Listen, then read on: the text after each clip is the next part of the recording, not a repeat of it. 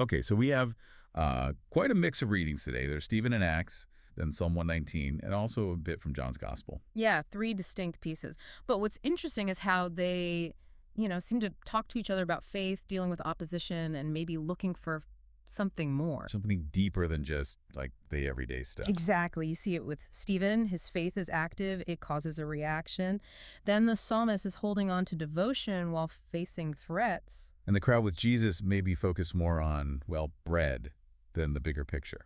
Let's start with Stephen. Acts describes him as filled with grace and power. And doing miracles and great signs. So this isn't subtle. He's making waves. Right. And that visibility seems to be the trigger. People from Cyrene, Alexandria. Cilicia, Asia. Yeah. It's quite a list. They start debating him. So it wasn't just a local squabble. His message, or maybe just his presence, was causing ripples further afield. And the text says they couldn't match him. His wisdom and the spirit behind his words were just too much for them.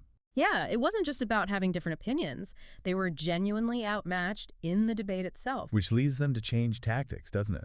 When the arguments fail. They resort to something else, finding people to lie. To say, we heard him blaspheming Moses and God. Which is a really serious charge. It shows how threatened they felt, that they had to basically invent these accusations. It's a classic move, sadly.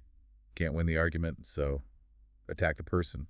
Blasphemy against Moses and God that hits deep. And it works, at least initially. It says they stirred up the people, the elders, the scribes. They managed to turn opinion against him through this misinformation. Which leads to his arrest. Suddenly, he's dragged before the Sanhedrin. The highest court.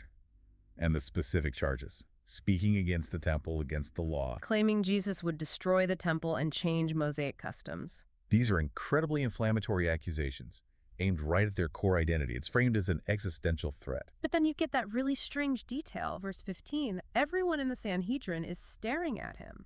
And his face looked like the face of an angel. Right, just this observation dropped into the middle of all this tension and accusation. What do you make of that? It's striking, isn't it?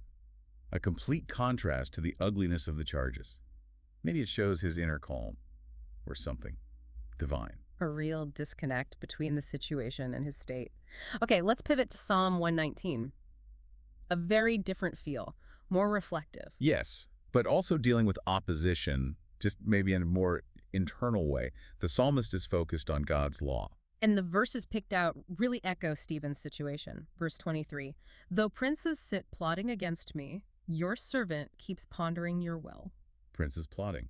That sounds familiar.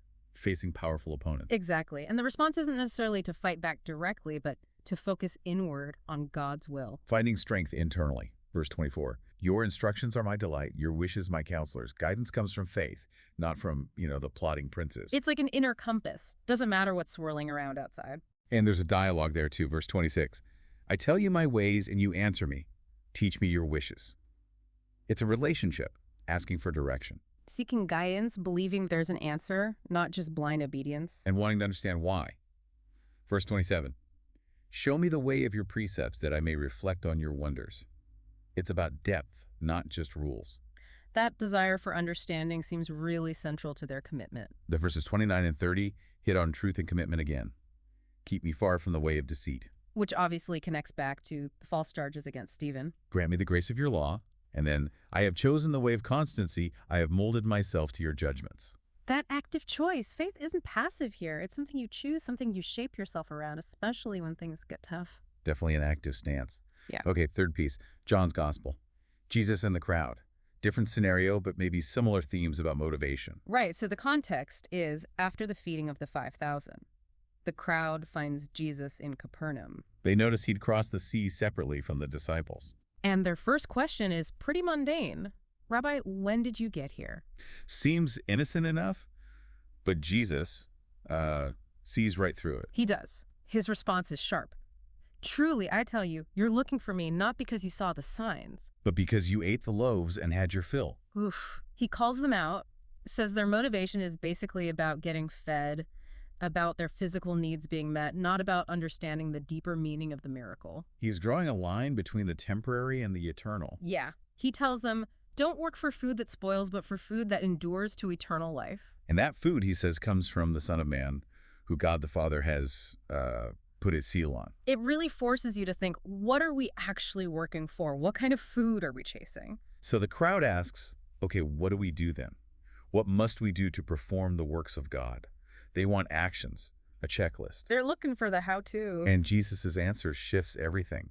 This is the work of God. That you believe in him whom he has sent. It comes down to belief, not just actions, but this fundamental trust in who he is and his mission. Which connects back, doesn't it? Stephen's unwavering belief, the psalmist's deep-seated devotion. It's all rooted in that core conviction. Yeah, looking at them all together, Stephen's very public faith draws fire, like the psalmist facing plots. And Jesus confronts this crowd that's maybe stuck on the surface level, the physical satisfaction, kind of like the opposite of the psalmist's deep pondering. Stephen holds firm against threats, the psalmist stays devoted despite adversity, and Jesus pushes the crowd towards a deeper spiritual nourishment. All three really push against focusing only on the immediate, the material, or the easy path. There's this call towards something more enduring, even if it's harder.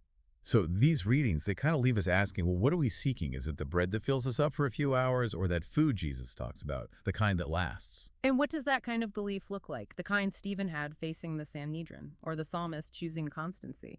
It makes you consider the nature of real conviction, especially when it's challenged, or when the reward isn't immediate or obvious. Something to think about.